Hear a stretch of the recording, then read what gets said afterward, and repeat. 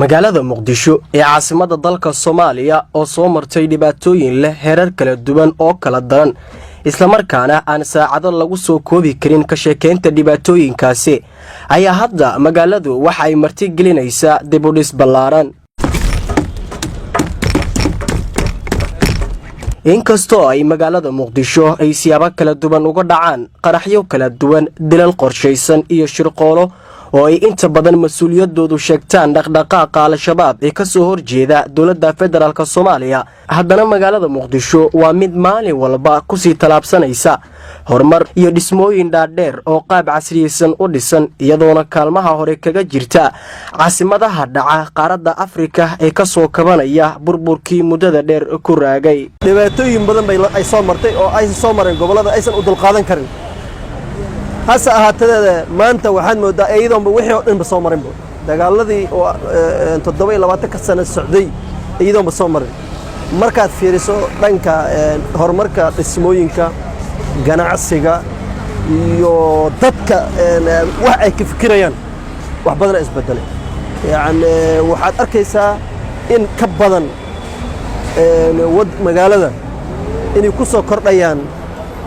dadkii oo maartay muddada fog yani maalgashan way magaalada inay hadda ay dhowrkan sano ugu dambeysay ay ku soo noqdeen ay dhismooyin badan ka socdaan ganacsi moral yani nidaam xitaa oo casri ah anaga Soomaaliyeed aysan hore u aqoonin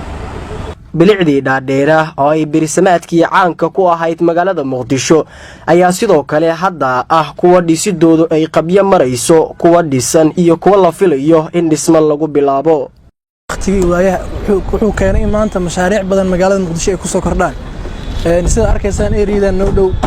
dhammaan guri walba ee magaalada laga dhisay waa G+6 oo ah 6 dabaq iyo wax ka badan waxaan dhigi karnaa waa horumar badan oo ku soo kordhay wadanka taasna waxa keenayo horumarka ka socda magaalada Muqdisho oo ay koow ka yihiin dhismaha ka socda magaalada oo ay macnaha keenayso in injineerada magaalada jooga ay horumar badan ku soo kordhinayaan wadanka waxa kale oo gacan weyn ka qaadanaya ganacsiga gobolka oo keenaysa in macnaha wadanka ay keenaan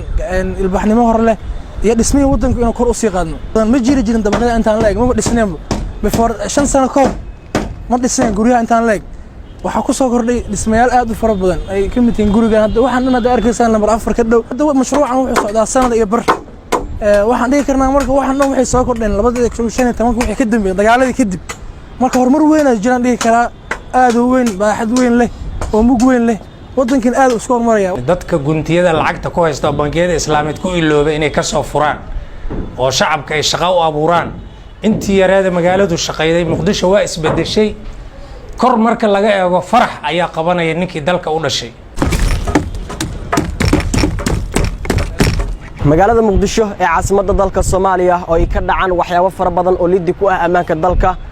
ayaa haddana horumarka iyo dib u dhiska ay magaaladu sameynayso waxa uu yahay mid si xawli ah u soconaya